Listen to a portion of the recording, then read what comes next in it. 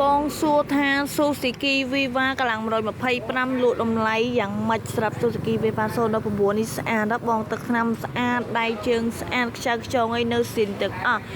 019កម្លាំង125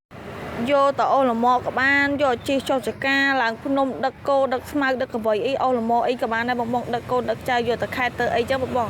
មកឆ្ងាញ់មកពេញចិត្តសលេងអឹមសលេងស្រួយស៊ីសាំងតិចទៀតទៅបងទៅឆ្នាំដៃជើងអីគឺនៅស្អាតទាំងអស់អត់មានស្លោពណ៌បាញ់ពណ៌ទេបងម៉ូតូស្អាតស្រាប់កាមេរ៉ាទៀតលក់ជូនបងតម្លៃត្រឹមតែ$980ចរចាបានទៀតចុះបានច្រើនទៀតបើសិនជាបងចុះបានអាចមកមើលដល់ទីតាំងហាងផ្ទាល់បានជីសាកជីតេអីមកឆ្លាញ់មកពេញចិត្តសម្រាប់ទីតាំងហាងគឺនៅភ្នំពេញនៅស្តុបគិរីរម្យផ្លូវ143ទៅមកកែង248ឬមួយឆាតចូលពេកតាម Telegram ឬមួយតាមលេខទូរស័ព្ទខាងក្រោមមកបងអូនតម្លាក់ទីតាំងជូនបងភ្លាមកាតគ្រីក៏ដាក់ទិញលក់អីត្រឹមត្រូវពណ៌ខ្មៅពណ៌ត្រូវជាមួយកាតគ្រីបងកៅអៅស្អាតចាញ់ចាំងហ្មង